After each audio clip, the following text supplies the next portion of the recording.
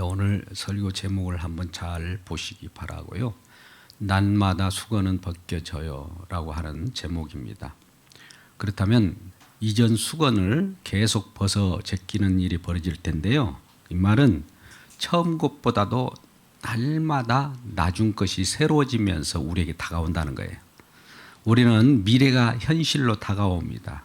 주님의 창조의 역사는 또 구원의 역사는 계속 앞에 있는 영원한 곳으로부터 우리에게 지금 밀려오고 있어요. 천국은 우리에게 지금 다가오고 있고 지금 다가왔을 뿐만 아니라 그 안에서 살아가는데도 불구하고 계속 밀려오고 있다는 이 사실을 기억하고 우리의 헛것, 우리의 이전 것을 또 이전에 있던 썼던 수건들을 다 벗어버리고 나아가는 우리 모두가 되기를 바랍니다.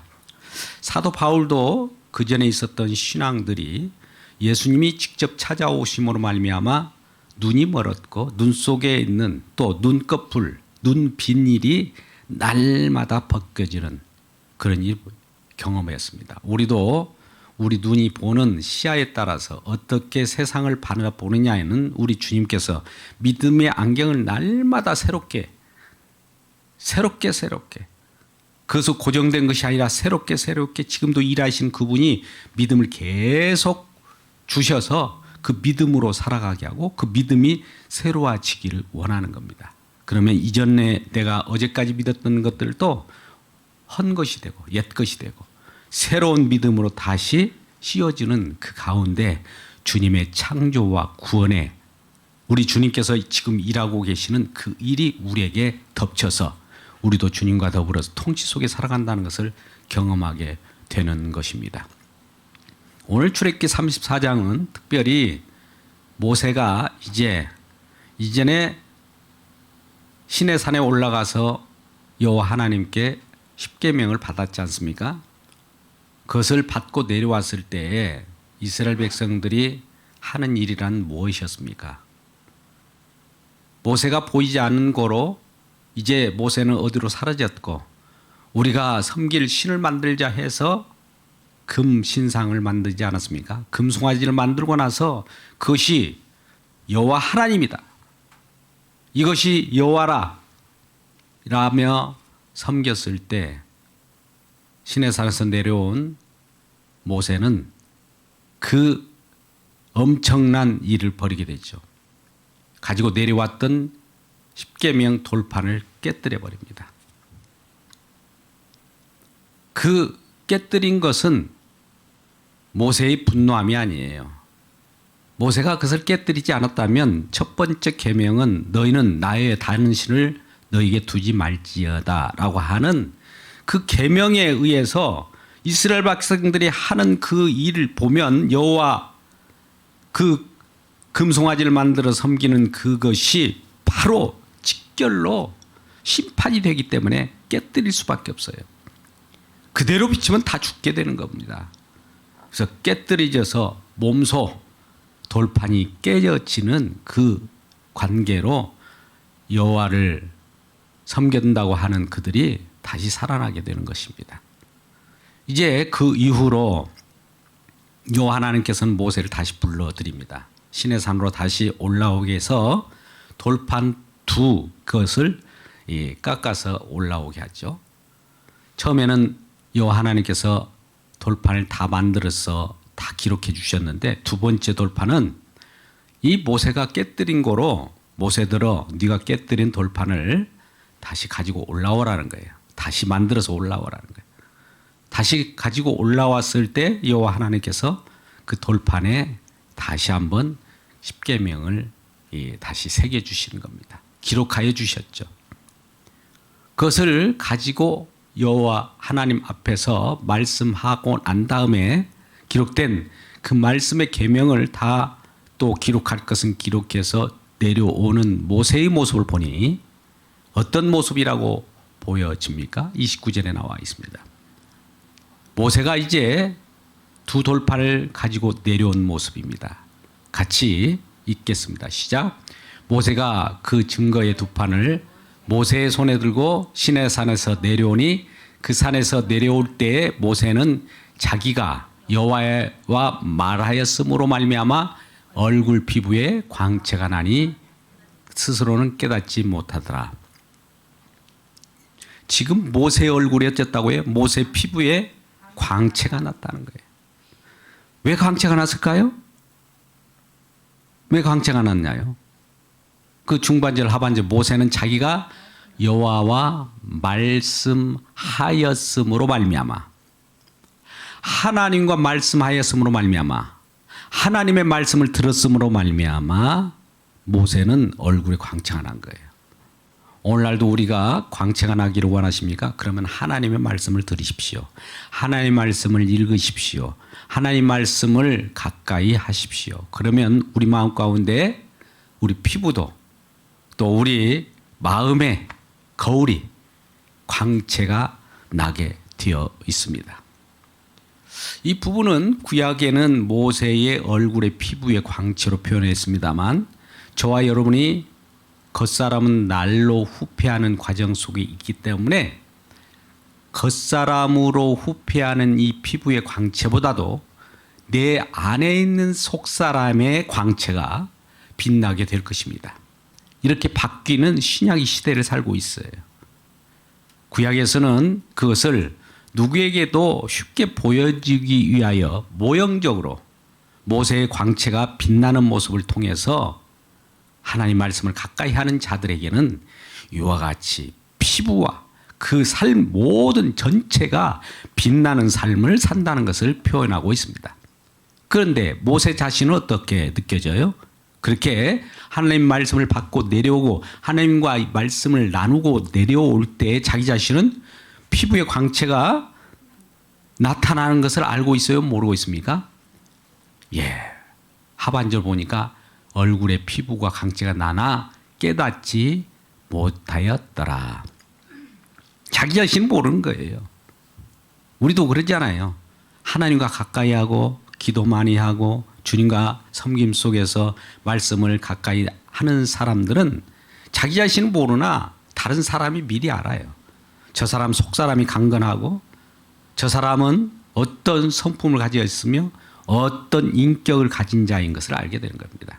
누가 나는 인격이 좋아, 나는 광채가 나, 내 피부 광채를 봐봐, 이렇게 말하지 않아도 다른 사람들이 알게 되고 본인은 그것을 모르게 되는 거예요. 우리가 하나님을 열심히 섬기고 또 지도록 하나님께서 원하시는 그 신앙생활을 제대로 할 때 내 자신은 내 자신이 과신을 하면서 신앙생활을 잘하잖아 이렇게 할 필요도 없어요. 다른 사람들이 다 알게 되고 주님이 더 잘 알게 됩니다. 이러한 사실을 가지고 이 얼굴의 광채가 빛나는 모세가 이제 십계명을 돌판을 들고 내려오는 이 모습을 보게 된 것이지요. 우리도 우리 마음 가운데 광채가 빛나서 많은 사람들의 귀감이 되고 또 하나님께서 기뻐 받으신 우리 모두가 되기를 바랍니다. 더 나아가서 오늘 이 29절에는 이와 같이 말씀합니다만 이 하나님께서 이와 같이 얼굴에 광채가 빛나는 그 모세에 대해서 모세는 그런데 특별히 하나님 여호와와 함께 대화할 때는 수건을 벗었지만 이 이스라엘 백성들에게 내려와서 십계명과 함께 말씀을 명령할 때는 수건으로 자기 얼굴을 가리게 됩니다. 왜 그랬을까요? 오늘 본문의 말씀 34절 35절 말씀에 얼굴을 가린 이유가 나옵니다. 34절 35절 말씀을 함께 읽겠습니다. 시작.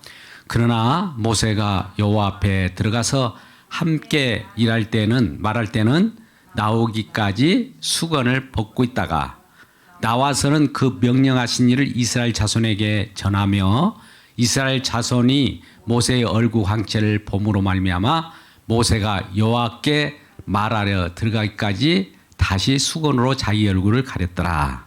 자, 보십시오. 여호와 하나님께 직접 독대하고 모세가 말씀을 듣고 할 때는 모세와 여호와 하나님이 대화할 때는 수건을 가리지는 않았어요. 근데 이 말씀을 받아서 이스라엘 백성들에게 내려와서 명령하고 말씀을 전할 때는 얼굴을 가린 거예요. 또 얼굴을 가리고 또 여호와 하나님께 올라가서는 수건을 또 다시 벗기고 여호와 하나님과 함께 말씀을 나누고 또 내려와서 이스라엘 백성들에게 말할 때는 얼굴을 가린 거예요. 왜 가렸을까요? 왜 가렸을까요? 예? 왜 가렸다고 해요? 34절에 그대로 나와 있습니다. 34절. 어디에 있다고요? 34절. 34절에 들어가 함께 할 때는 나오기까지 수건을 벗고 있다가 나와서는 그 명령하신 이스라엘 자손에게 전하며 또 35절에 다시 한번 보겠습니다. 이스라엘 자손이 모세의 얼굴 광채를 봄으로. 자, 34절과 35절 그 중간에 들어 있습니다. 이스라엘 자손이 모세의 얼굴의 광채를 봄으로 모세가 얼굴을 가렸다는 거예요. 이스라엘 백성이 모세의 얼굴의 광채를 봄으로 얼굴을 가렸대요. 여러분, 아까 우리가 모세가 하나님과 함께 말씀하고 내려왔을 때 이 모세의 얼굴의 피부의 광채가 빛났다고 했잖아요. 뭐 이스라엘 백성이 이야, 모세 대단하다. 모세 얼굴의 광채를 보니까 대단하네. 지금 관심이 어디로 지금 가 있습니까? 예, 광채로 가 있는 거예요. 모세에게 가 있는 거예요. 지금 모세가 광채가 나는 것은 어떤 것 때문에 모세의 광채가 났죠? 여호와의 말씀을 모세가 듣고 또 대화함으로 모세의 광채가 난 거예요.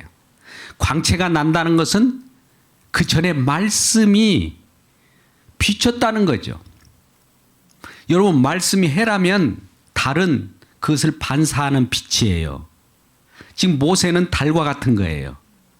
해와 같은 하나님의 말씀이 비치니 그 말씀을 반사해서 비치는 것이 모세의 얼굴이었어요. 그러니까 달보다도 해를 바라봐야 할 텐데 광채보다도 여호와 하나님 말씀에 기울여야 되는데 우리는 차칫 모세의 광채, 그 광채에 주목할 가능성이 있어요. 왜 그렇게 주목할까요?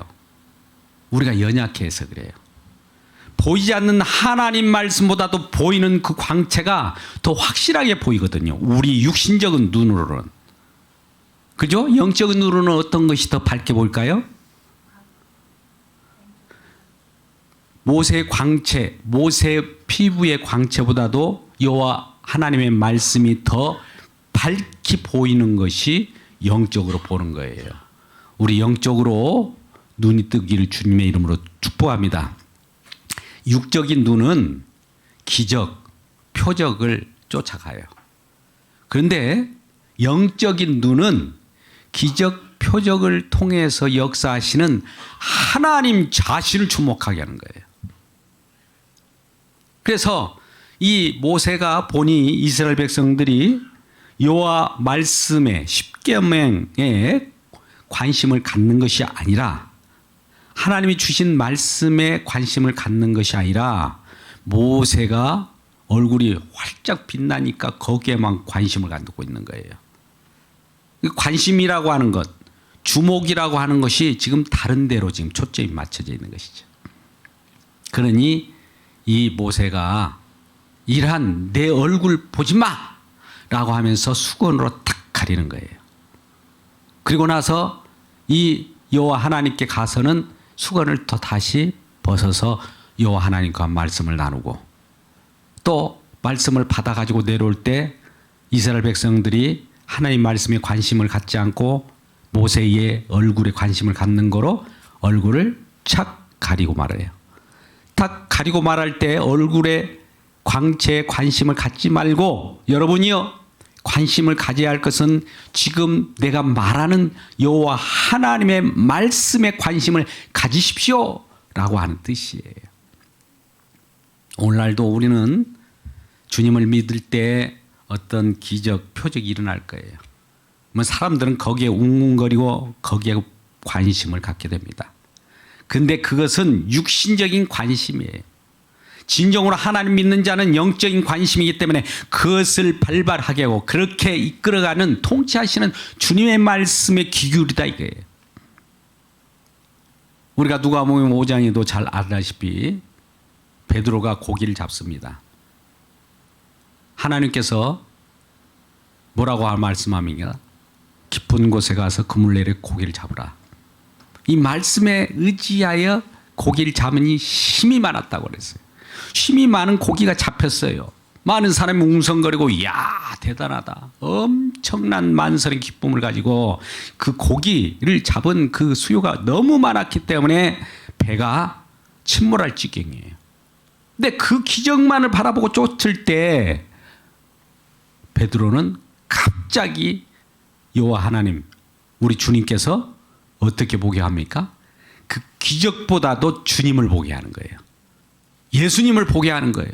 그가 누구이시기에, 그가 어떤 분이시기에, 그가 우리에게 어떤 분이시기에 이러한 기적을 일으켰을까라고 하면서 기적의 그 눈으로 보는 육신적인 현장에서 영적인 눈으로 예수님을 보러 볼 때 예수님을 딱 바라보는 순간 나는 그 속에서 나는 죄인이로소이다. 무릎을 팍 꿇게 되는 것이죠. 이게 영적인 눈을 뜨는 현장입니다. 그런 일을 우리 주님께서는 벌이셨던 거예요. 자, 오늘 모세가 이제 시내산에서 그 깨어진 두 돌판을 다시 만들어서 여호와 하나님께 기록하신 그 십계명을 가지고 내려올 때 이런 현상을 보는 이스라엘 백성들은 이 관심을 이제 모세로부터 여호와 하나님 말씀에 관심을 기울이게 되는 것이지요. 여러분, 예수님께서도 이 지금 모세가 이 여호와 하나님을 만나는 이 시내산에서는 40주 40야예요. 40일 동안에 떡도 먹지 아니하고 물도 마시지 아니했다고 그랬어요. 우리가 금식을 하면 이전에 40일 금식하는 분들이 대단히 많았습니다. 명함을 그렇게 파갖고 다녔어요. 웬만한 목사님들은 40일 금식 기도를 하지 않으면 목사 되는 것을 포기한 시절이 있었습니다. 80년대죠. 저도 그때 잘 기억을 합니다. 그런데 그럼에도 불구하고 40일 금식을 한다는 것은 물을 먹으면서 금식을 했어요. 그런데 지금 모세는 지금 시내산에 올라가서 여호와와 독대할 때 40일 동안 물을 마셨습니까? 안 마셨습니까? 마시지 않았어요. 떡을 먹었습니까? 안 먹었습니까? 안 먹었어요. 그러면 이 예수님께서 이 땅에 오셔서 동일하게 성령에 이끌려서 광야에 시내의 상황과 같은 광야, 시내의 광야와 같은 곳에 가서 시험을 받으실 때 40일 동안에 금식을 하셨잖아요. 그럴 때 떡을 먹었습니까? 안 먹었습니까? 물을 마셨습니까? 안 마셨습니까? 안 마셨어요. 모세하고 지금 예수님하고 동일시하는 거예요. 그런데 그럴 때 뭐라고 해요? 사단이 시험하기를 그렇게 40주야를 그 금식하고 난 예수님에게 사단이 와서 뭐라고 합니까? 돌들로 떡을 만들어 먹으라는 거예요. 너 필요를 충족하라는 거예요. 우리는 여기에 넘어지기가 쉬워요. 하나님의 나라는 먹고 마시는 것이 아니에요. 희락이라고 해요. 우리는 먹고 마시는 이 땅에 유한한 세상 속에 살지만 이 먹고 마시는 것을 보아서 우리가 쾌락을 느끼고 또 행복을 느끼게 됩니다. 그런데 하나님 나라는 이런 차원이 아니라는 거예요. 하늘나라 저 지금 시내산 위와 같은 높은 곳에는 우리는 먹고 마시는 것보다도 이 땅에 썩어져가는 떡, 물 이런 것이 아니라 영원한 생명수와 영원한 생명의 떡인 하나님의 말씀으로 사는 것을 알게 하는 거예요. 이스라엘 백성들 광야에 40년 동안, 여기는 40년이에요. 40년 동안에 그와 같이 이끌림을 받게 한 것은 해서 신명기 8장 3절의 말씀 가운데는 이게 너희가 떡으로만 사는 것이 아니요 여호와 하나님 입으로 나오는 모든 말씀으로 살 것이니라 라는 것을 알게 하려고. 우린 떡이 없으면 죽는다고 하는데 하늘나라 세계에서는 떡이 아니라 하나님 말씀으로 살아가는, 하나님 나라에서는 하나님 말씀이 양식이에요. 그러니까 이 땅에 우리가 떡으로만 살아가는 이 세상 속에서도 말씀으로 살아가는 연습을 하고 진정한 하나님 나라에 가게 되는 거예요. 그러니까 말씀을 가까이 해야 되겠습니까? 아니면 멀리 해야 되겠습니까? 우리가 살아가는 영적 양식은 하나님의 말씀이에요. 물론 육적 양식을 통해서 하나님의 영적 양심을 그리워하라고 육적 양식을 주어서 우리에게 만족을 주는 거예요. 그러면 하나님 나라에서는 영적 양식 말씀을 통해서 영원한 풍부한 말씀을 통해서 기쁨을 누리는 것이 천국 백성으로 살아가는 우리의 삶이라 이 말씀입니다. 자, 이 하나님 말씀으로 인하여 이제 우리 마음 가운데 이 땅에 있는 떡, 이 땅에 있는 그러한 유한한 것 가지고 살아가는 것, 이것을 헛된 영광으로 보는 거예요. 자, 우리 신약의 사도 바울은 오늘 본문 말씀과 같은 것을 성령의 영감에 의해서 어떻게 해석하고 어떻게 우리에게 들려주신가는 고린도서 3장 13절에서 말씀하고 있습니다. 고린도서 3장 13절 말씀 한번 같이 읽어볼까요? 같이 읽겠습니다. 시작.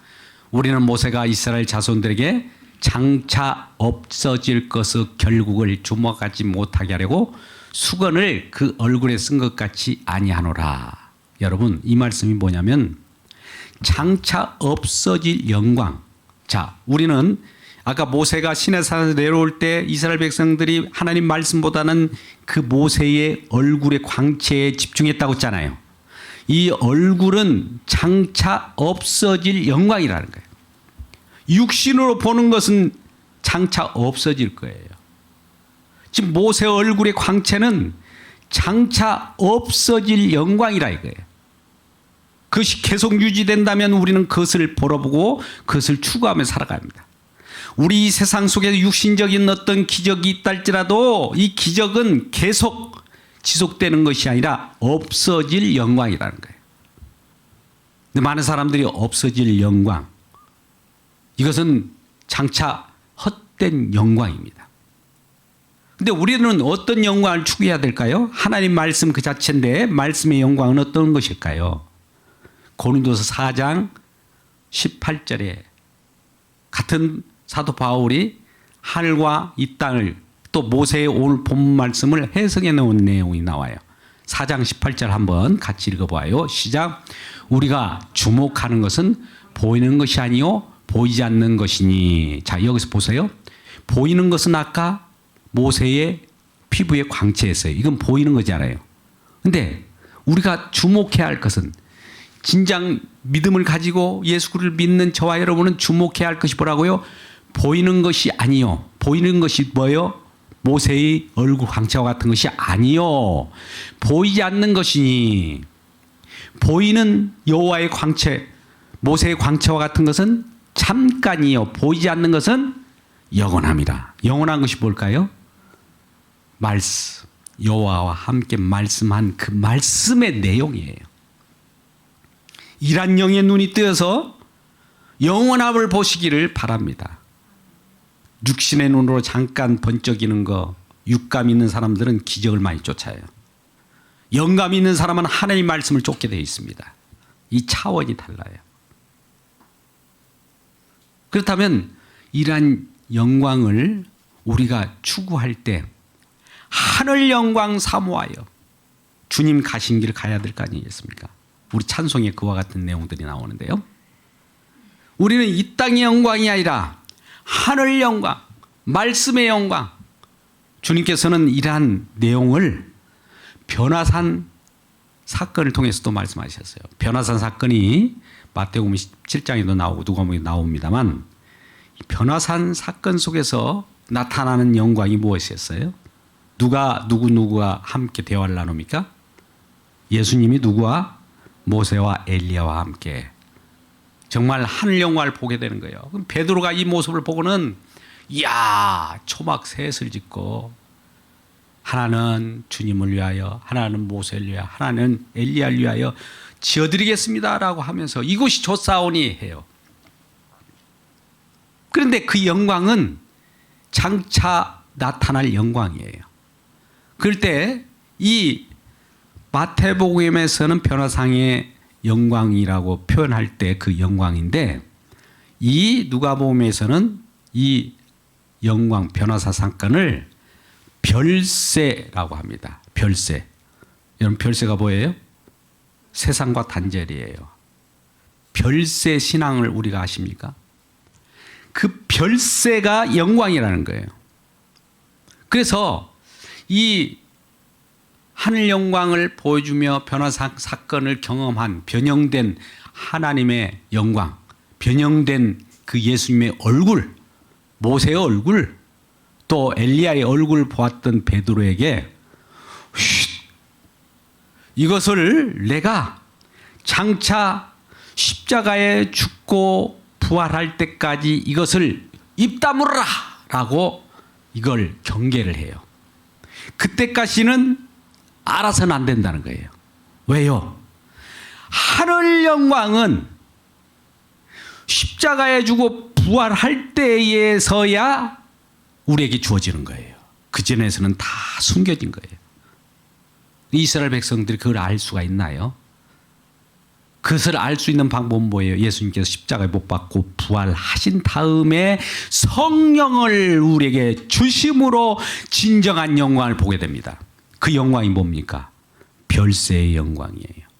예수님께서 죽으시는 그 모습대로 그 십자가를 통해서 영광을 보는 길을 우리에게 주어진 거예요. 다른 길은 없습니다.